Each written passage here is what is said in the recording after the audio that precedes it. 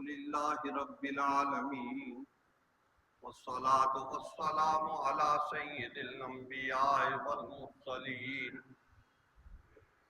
وعلى آله وأصحابه أجمعين. أما بعد فأعوذ بالله من الشيطان الرجيم. بسم الله الرحمن الرحيم. واصبر نفسك مع الذين يدعون ربهم بالغداة والعشي يريدون وجهه إن الله وملائكته يصلون على النبي يا أيها الذين آمنوا صلوا عليه وسلموا تسليما. اللهم صل على سيدنا ومولانا محمد وعلى آل سيدنا ومولانا محمد وبارك وسلم. حضرات گرامی، یہ انسان اللہ رب العزت کی تخلیق ہے اور اس میں بڑا تنوع ہے. ہر انسان دوسرے انسان سے الگ ہوتا ہے. 10 بھائی ہوں، 10 کے 10 بھائی اپنے ایک دوسرے بھائی سے الگ ہوتے ہیں. جس طریقے سے ان 10 بھائیوں کی شکل و صورت میں قدر مماثلت ہوتی ہے، اس مماثلت کے باوجود ان کی ترجیحات اور ان کے بہت سارے مسائل ایک دوسرے سے مختلف ہوتے ہیں. ایک بھائی مشرق کو جا رہا ہوتا ہے، دوسرا مغرب کو جا رہا ہوتا ہے، تیسرا شمال کو جا رہا ہوتا ہے، دوسرا جنوب کو جا رہا ہوتا ہے. ہر بھائی کی اپنی اپنی عادات و اطوار ہوتے ہیں، اپنا اپنا مزاج ہوتا ہے. کھانے پینے میں ہر ایک کی ترجیحات ہیں. سبزی میں ان کی ترجیحات ہیں، دالوں میں ان کی ترجیحات ہیں. ایک کہتا ہے یہ پکاؤ، دوسرا کہتا ہے یہ پکاؤ، اور ماں ایک ہی چیز پکا کے سب کو راضی کرتی ہے، چلاتی ہے. تو یہ ترجیحات جو ہیں یہ انسان کے اندر وہ ہے جو ہر آدمی کو نظر آتی ہے. یہ مجھے بھی نظر آتی ہے، آپ کو بھی نظر آتی ہے. جس آدمی کے بھی 2-4 بچے ہیں تو اس کو پتہ ہے یہ کیا ہے اور یہ کیا ہے اور یہ کیا ہے اور یہ کیا ہے، ان کو خبر ہوتی ہے. تو وہ جو ترجیحات ان کی ہوتی ہیں اس کے مطابق ان کو چلاتے رہتے ہیں، وہ چلتے رہتے ہیں. حضرات گرامی، یہ وہ چیزیں ہیں جو نظر آتی ہیں اور ایک وہ چیز ہوتی ہے جو نظر نہیں آتی. وہ خیال و فکر کی ہمانگی نہیں، ایک دوسرے سے اختلاف. ایک کی سوچ یہ ہے، دوسرے کی سوچ یہ ہے. ایک ہمارے دوست تھے تو وہ کہہ رہے تھے ہم یہاں سے گئے پاک پتر شریف گئے تو میرے 2 بھانجے بھی ساتھ تھے. پاک پتر شریف گئے اور وہاں سے فارغ ہونے کے بعد ہم داتا صاحب کیا جانے لگے لاہور. تو راستے میں مغرب کی نماز کا وقت آیا تو ایک جگہ ہم نے گاڑی روکی، اذان ہو رہی تھی تو ہم نے گاڑی روکی اور مسجد میں داخل. وہ پہلے داخل ہوئے بھانجے تو میرا وضو نہیں تھا تو میں وضو کر کے تھا. جماعت اتنے میں کھڑی ہوئی. جماعت کھڑی ہوئی تو وہ میرے بھانجے جو ہیں ان کی داڑیاں نہیں تھی تو وہ وہاں جو لوگ تھے نمازین ان کو بولا آپ پہلے صف میں کھڑے نہیں ہو سکتے، آپ کی داڑھی نہیں ہے، پیچھے والے صف میں چلیں. وہ کہتے ہیں ان کو پیچھے والی صف میں آنا پڑا. کیوں کہ ان کی داڑھی نہیں. نماز پڑھنے کے بعد ہم گاڑی میں بیٹھے، مجھے نہیں پتا تھا کہ ان کے ساتھ کیا معاملہ ہوا. گاڑی میں بیٹھے تو وہ ایک بھانجا کہتا ہے کہ بڑے پاسا بن پھرتے ہیں، ان کی داڑھی ہے تو ہماری داڑھی نہیں، ہم نے سب سے پیچھے کر دیا انہوں نے. دوسرا کہتے ہیں نہیں انہوں نے ٹھیک کیا، ہمارا علاج ہی یہ تھا. اب کہتے ہیں دونوں میرے بھانجے ہیں، ایک ان کے اوپر تنقید کر رہا ہے اور ایک ان کی تعریف کر رہا ہے. تو میں نے جو مثال آپ کو دی ہے کہ یہ انسان کے اندر جو خیال و فکر کی دنیا ہوتی ہے وہ مختلف ہوتی ہے. وہ دونوں بھائی ہیں, ایک کی سوچ اور ہے, دوسرے کی سوچ اور ہے, جس کا اظہار جو ہے وہ انہوں نے کر دیا. تو حضرات گرامی اسی طریقے سے سوچ و فکر کا جو ہے نا وہ معاملہ ہوتا ہے تو وہ ہر الگ ہوتا ہے. بھائیوں کا جب ہوتا ہے تو روح زمین پر جتنے انسان ہیں آپ سمجھ لو کہ ایک دوسرے سے مختلف. وہ افریقہ کے جو لوگ ہیں وہ ہمیں سارے ایک شکل کے نظر آتے ہیں, ہم ان کو پہچان نہیں پاتے, الا یہ کہ ہم ان کے قربت میں رہے تو پھر ہم ان کو پہچانے. تو ان کا یہ حال ہے کہ وہ ہمیں نہیں پہچان پاتے, وہ ہماری قربت میں رہے تو پھر ہماری شکلوں کا ان کو اندازہ ہوتا ہے, تو وہ یہ کہتے ہیں کہ یہ اور یہ اور یہ فلانا ہے اور یہ فلانا ہے. ایسے ہی گورے ہیں, تو ہم جب گوروں کے قریب جاتے ہیں تو ہم ان کو نہیں پہچان پاتے, سارے گورے ہمیں ایک ہی جیسے لگتے ہیں. لیکن جب ہم ان کے قریب میں رہیں گے تو ہم ان کی شکلوں سے ان کو پہچانیں گے. تو حضرات گرامی جیسے شکل کے انسان جو ہے وہ ایک ہی شکل کا, حضرت آدم علیہ السلام سے لے کر جو آخری انسان ہوگا وہ اسی حساب سے ہوگا کہ اس کا سر ہوگا, اس کا دھڑ ہوگا, اس کی ٹانگیں ہوگی, اسی طریقے سے اس کے پیر. تو یہ مماثلت ہے. اور پھر جو شکل و صورت کی مماثلت ہے وہ ہوتی بھی ہے, چہرہ, ناک, کان, آنکھ سب کے ہوتے ہیں, رخسار سب کے ہوتے ہیں, لیکن ہر آدمی دوسرے سے مختلف ہوتا ہے, اس کی شناخت ہوتی ہے یہ فلانا ہے. وہ گورنمنٹ کے کاغذوں میں تو انگوٹھے کی شناخت ہوتی ہے, وہ انگوٹھے والے انگوٹھے سے پہچانتے ہیں, لیکن ظاہراً جو ہے باطناً آدمی کو پتہ چلتا ہے کہ یہ فلانا ہے, یہ چھوٹا بھائی ہے, یہ بڑا بھائی ہے. یہ تو یہ جو خیال و فکر کی دنیا ہے وہ سب کے الگ الگ, ایک کی سوچ ادھر جا رہی ہے, دوسرے کی سوچ ادھر.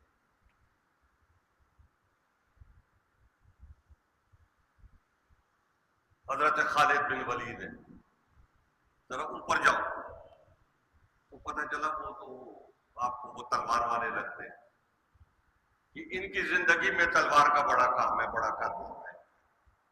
تو اس کا مطلب یہ ہے کہ ان کا دل و دماغ کا رجحان جو ہے وہ ادھر تھا. حضرت عبداللہ بن مسعود رضی اللہ تعالیٰ عنہ ہے, صحابی رسول وہ بھی ہے, صحابی رسول وہ بھی ہے. ان کا رجحان کدھر ہے؟ علم کی طرف. وہ نبی علیہ السلام سے پہلی دفعہ جب ان کی ملاقات ہوئی تو نبی علیہ السلام نے ان سے بات کی 1-2 منٹ. تو نبی علیہ السلام نے فرمایا تو مستقبل میں استاد بنے گا. تو وہ بڑے استاد بنے, صحابہ کے بھی استاد بنے اور تابعین کے بھی استاد بنے. حتیٰ کہ حضرت علی رضی اللہ تعالیٰ عنہ کوفے میں جب گئے تو وہ عبداللہ ابن مسعود کوفے میں پہلے رہ چکے حضرت عمر کے دور میں. تو جب کوفے میں گئے تو انہوں نے کہا کہ اللہ ابن مسعود پر رحمت نازل کرے, اس نے کوفے شہر کو علم سے بھر دیا ہے کہ وہ ان کا رجحان جو تھا وہ علم کی طرف تھا, تو وہ ادھر جو ہے نا مائل ہو گئے. ان کی جو بات بھی ظاہر ہوتی ہے وہ علم کی طرف. ایک وہ آدمی ہوتا ہے جس کا رجحان کتابوں کی طرف ہوتا ہے, تو وہ اس کو رات دن آپ دیکھو تو وہ کتاب میں لگا ہوا ہے. جب آپ اس کے پاس جاؤ تو پتہ چلا وہ کتاب اس کے ہاتھ میں ہے تو وہ لگا ہوا. ہم اپنے بچپن میں علماء کو دیکھتے تھے, وہ کہیں سفر کرتے تھے تو ایک کتاب ساتھ میں رکھ لیتے, چادر میں ایسے ایسے لپیٹے, بغل میں دابے جو ہے نا وہ جا رہے تھے. جہاں وہ رکے ریلوے اسٹیشن پہ ان کو گاڑی کا انتظار کرنا پڑا آدھا پونا گھنٹہ, انہوں نے کتاب نکالی اور اس میں لگ کے پتا. جو طالب علم ہوتے ہیں ان میں بھی کچھ کتاب والے ہوتے ہیں تو وہ ہر وقت کتاب میں ڈوبے رہتے ہیں, کتاب میں لگے رہتے ہیں.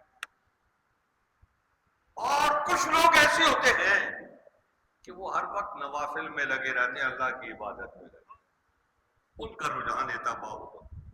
اور یہ جو لوگ جو ہیں ہر وقت نوافل میں لگے رہتے ہیں, اللہ کی عبادت میں لگے رہتے ہیں, تو ان کو مستقبل میں جا کے اولیاء اللہ میں شمار کیا جاتا ہے اور ان کو ان لوگوں کے زمرے میں گنا جاتا ہے اور اس حساب سے ان کی عزت کی جاتی ہے. وہ تلوار والے جو ہیں ان کی بھی عزت کی جاتی ہے، اور علم پھیلانے والوں کی بھی عزت کی جاتی ہے، کتاب والوں کی بھی عزت کی جاتی ہے، ہر ایک کے اپنے اپنے حساب سے، اور یہ جو عبادت والے ہیں ان کی بھی اپنے اپنے حساب سے عزت کی جاتی ہے، ان کو بھی مرتبہ دیا۔ اللہ رب العزت نے آیت کریمہ میں ان کے بارے میں فرمایا ہے کہ وَاصْبِرْ نَفْسَكَ مَعَ الَّذِينَ يَدْعُونَ رَبَّهُمْ بِالْغَدَاةِ وَالْعَشِيِّ، کہ وہ لوگ جو صبح و شام اللہ کی عبادت میں لگے رہتے ہیں، ڈوبے رہتے ہیں، جب دیکھو اللہ کی عبادت میں، جب دیکھو اللہ کی عبادت میں، جب دیکھو اللہ کی عبادت میں، تو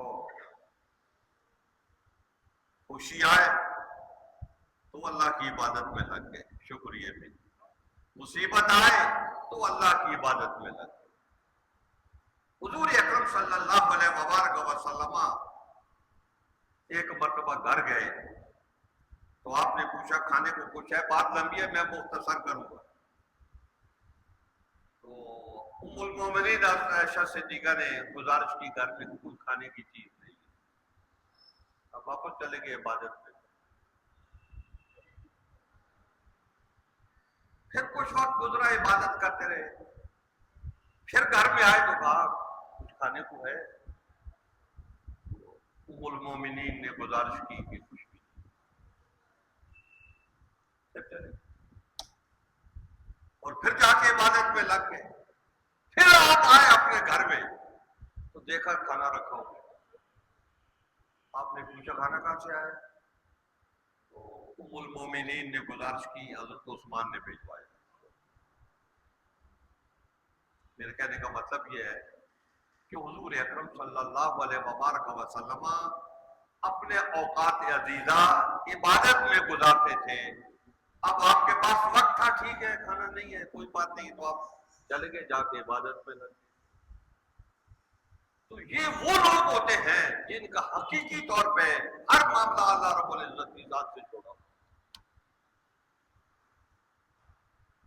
وہ ہر معاملے میں اللہ رب العزت سے جڑے ہوئے ہوتے ہیں، اور اس کی بات کی اور اس کے حکم کی انتظار میں ہوتے ہیں، جو وہ فرماتا ہے اسی کے حساب سے۔ حضرات گرامی، کیا ہوتا ہے ہمارا جو رواج ہے کہ ایک آدمی 40 سال نماز پڑھتا رہا، پر ٹھیک ہے پڑھتا رہا، تو کوئی 40 سال آپ نے نماز پڑھی، اس کے کوئی اثرات بھی مرتب ہوتے ہیں آدمی کے اوپر، ایک آدمی کے ظاہر کے اوپر مرتب ہوتے ہیں، ایک باطن کے اوپر بھی مرتب ہوتے ہیں، کہ جس طریقے سے اس کا ظاہر سنور جاتا ہے تو اسی طریقے سے اس کا باطن جو ہے اس میں قوت پیدا ہوتی ہے۔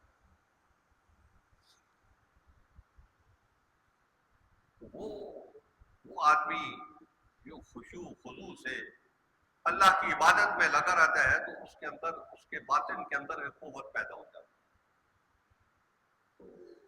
یدعون ربہم، کہ وہ بالغداۃ والعشی، صبح و شام اللہ تعالیٰ کی عبادت میں لگا ہے۔ تو جب وہ صبح و شام اللہ تعالیٰ کی عبادت میں لگا ہوا ہے تو اس کا مطلب یہ ہے کہ اس کا باطن طاقتور، اس کا باطن طاقتور، اس کا باطن طاقتور، تو وہ دور تک دیکھتا ہے، وہ دور سے سنتا ہے، اور وہ اپنی سوچ کے لحاظ سے بہت دور تک جاتا ہے۔ حضور اکرم صلی اللہ علیہ وبارک وسلم کے ایک صحابی تھے حضرت عمر فاروق رضی اللہ تعالیٰ، جمعے کا خطبہ دے رہے تھے، خطبہ دیتے دیتے انہوں نے کہا یا ساریۃ الجبل، تقریر کے دوران انہوں نے یہ بات کی، اور اس بات کا تقریر سے کوئی تعلق نہیں۔ نماز کے بعد کسی نے حضرت عمر سے پوچھا کہ یہ آپ نے بے جوڑ جملہ تقریر میں کہہ دیا، ساریۃ الجبل۔ تو ساریہ ایک صحابی کا نام تھا جو جنرل تھے، اور وہ ادھر جو علاقے ہیں روس کے اوپر کر کے جو علاقے ہیں ان علاقوں میں لڑ رہے تھے، تو وہ جنرل تھے۔ تو وہ حضرت عمر فاروق رضی اللہ تعالیٰ نے کہا کہ وہ میں دوران خطبہ دیکھا کہ وہ ساریہ جو ہے وہ دشمن کے گھیرے میں آنے والا ہے، تو میری نظروں کے سامنے میں آیا، تو میں نے ساریہ کو کہا کہ ذرا پہاڑ کی طرف رغبت کرو، سوچو، دیکھو کہ یہ کیا صورتحال ہے، تمہارا محاصرہ ہونے والا۔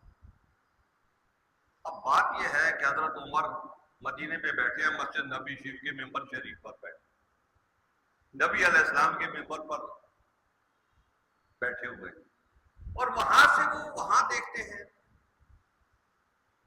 آذربائیجان کے جو علاقے ہیں، تو یہاں وہ دیکھ رہے ہیں، ان کو اپنے جنرل صاحب نظر آ رہے ہیں، اپنے فوجی نظر آ رہے ہیں۔ یہ آنکھ اتنے دور تک کیسے دیکھتی ہے؟ اس میں تو طاقت نہیں ہے، یہ آنکھ نہیں دیکھ سکتی اتنے دور تک، اس آنکھ میں طاقت ہی نہیں ہے، یہ تو ایک حد تک جاتی ہے جو ہے نا، یہاں بھی ہم دیکھتے ہیں۔ اب آپ کھلے صحرا میں چلے جائیں، دیکھیں گے دور تک کہاں تک جاتی ہے، تو یہ اتنے دور تو نہیں جاتی، 1 میل جائے گی، 2 میل جائے گی، تو بہت تیر مارے گی تو 3 میل چلی جائے گی، کھلی فضا ہوگی، کھلی چیزیں ہوگی تو آپ اتنے دور تک دیکھ لو گے، لیکن اتنے سینکڑوں میل دور، ہزاروں میل دور جا کے دیکھنا، حضرت عمر کی نگاہ نے دیکھا، حضرت گرامی کی طاقت کہاں سے آ گئی؟ یہ طاقت اس عبادت سے آئی، آنکھ میں یہ قوت جو آئی ہے، یہ اس عبادت سے آئی ہے جو وہ اللہ رب العزت کی عبادت کرتا ہے۔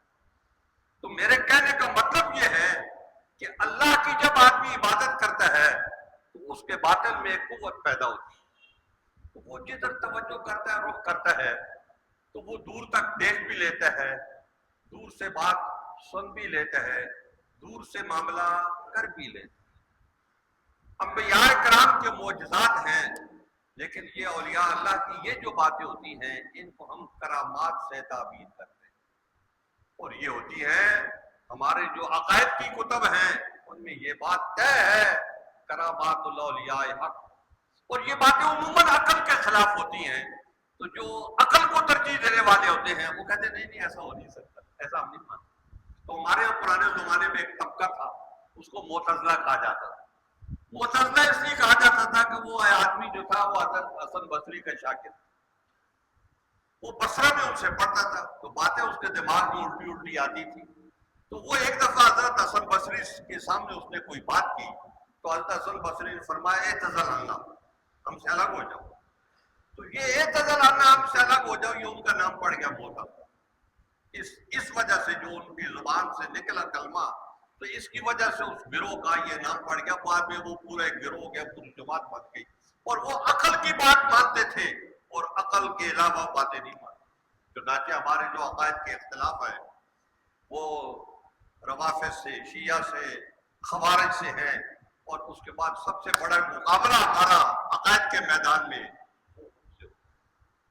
وہ اللہ کے بارے میں بھی ہے، اور اللہ کے رسول کے بارے میں تو کم ہے، لیکن اللہ کے بارے میں ان کے جھگڑے جو ہے نا وہ بہت زیادہ ہے۔ ہماری کتابیں اس سے بھری ہوئی، جو درس نظامی میں ہم کتاب پڑھتے ہیں، اس کتاب میں سارے یہ مسائل جو ہے نا وہ جھگڑے کے۔ تو وہ کیا کرتے ہیں، ان کی ترجیح کیا ہوتی ہے؟ وہ کہتے ہیں کہ بس ہم عقل میں جو بات آتی ہے اس کو مانتے ہیں، اور جو بات عقل میں نہیں آتی ہم اس کو نہیں مانتے۔ چنانچہ وہ انبیاء کرام کے جو معجزات ہوتے ہیں ان کو بھی وہ نہیں مانتے، کہتے ہیں نہیں نہیں یہ کوئی معجزہ نہیں ہے، کوئی یہ ایسی بات نہیں ہے، اس کی کچھ تعبیرات ہوں گی اور وہ آپ لوگوں کو سمجھ میں نہیں آتی تو آپ سمجھ تو یہ معجزہ ہے، ہمیں سمجھ میں نہیں آتی تو وہ پھر ان کو بھی سمجھ میں نہیں آئی حضرت موسیٰ علیہ السلام کی باتیں اور ان کے معجزات، اب ہم کیا کر سکتے ہیں؟ تو اس طریقے سے ہم یہ بات کہتے ہیں کہ معجزات جو ہوتے ہیں وہ بھی حق ہیں انبیاء کرام کے، اور اولیاء کرام جو ہوتے ہیں وہ بھی کرامات ان کی ہوتی ہیں۔ میں اصل میں بات کر رہا تھا ان لوگوں کی جو اللہ تعالیٰ کی عبادت کرتے ہیں، تو یہ ابھی مقدمہ ہی میں نے عرض کیا تھا کہ حضور اکرم صلی اللہ علیہ وبارک وسلم کے ماننے والے وہ لوگ جو اللہ کی عبادت میں لگے رہتے ہیں تو ان کے باطن میں ایک قوت پیدا ہو جاتی ہے۔ وہ قوت کیسی ہوتی ہے؟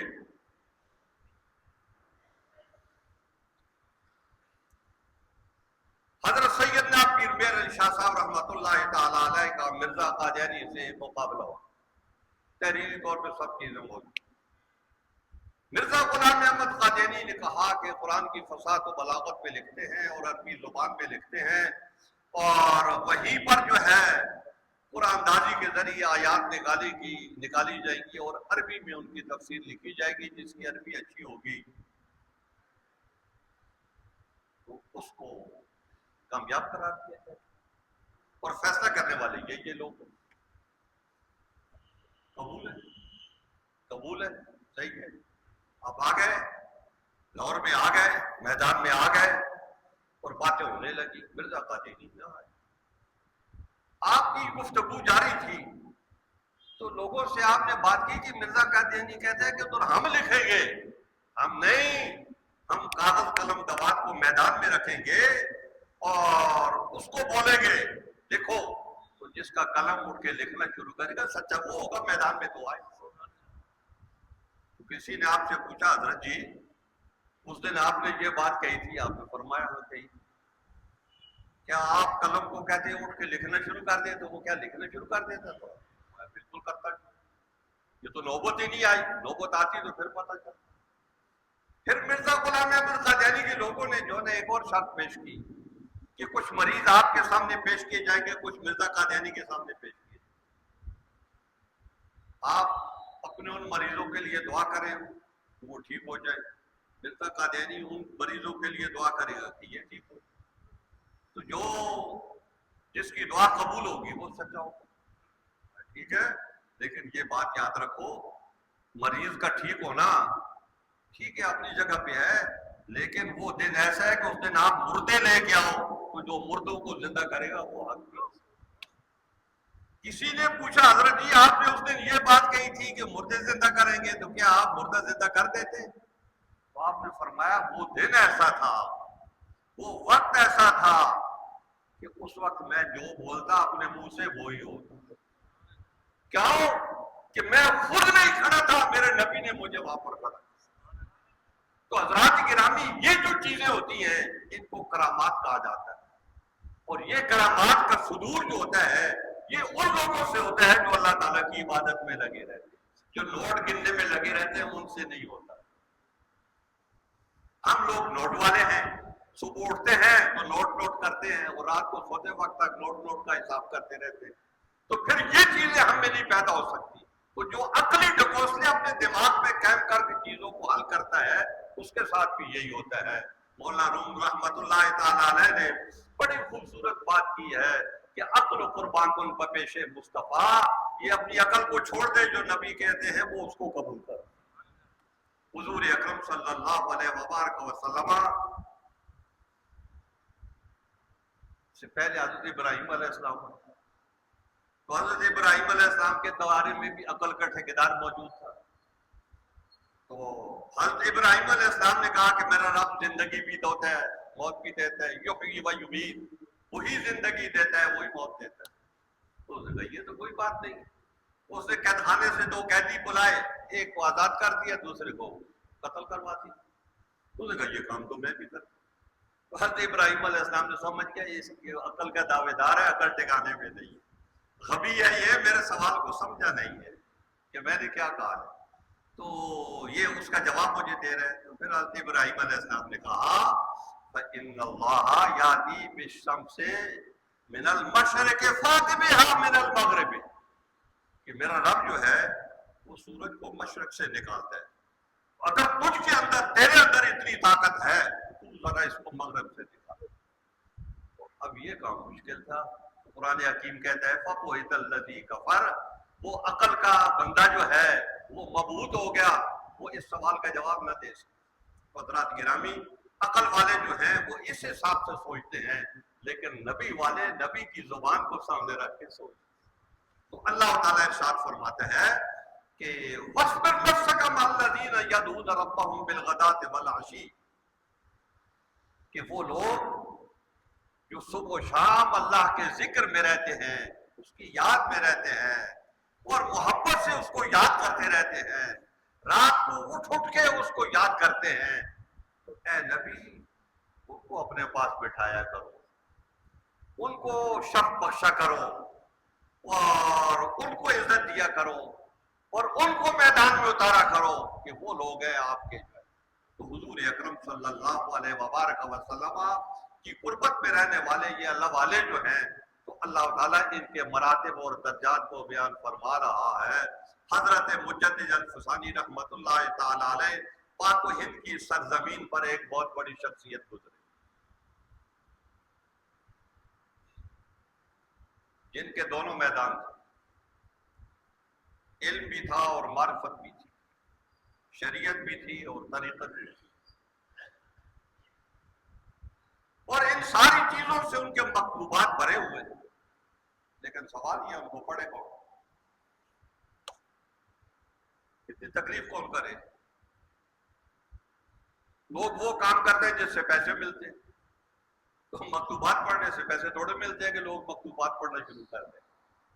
پیسے ملتے ہیں امریکہ جانے سے، ادھر لوگ کاغذات جمع کرا رہے ہوتے ہیں، وہ دھکے دے دے کے نکالتے ہیں، پھر گھستے ہیں چھپ چھپ کے جو ہے نا ادھر، کیا ادھر پیسے ملتے ہیں۔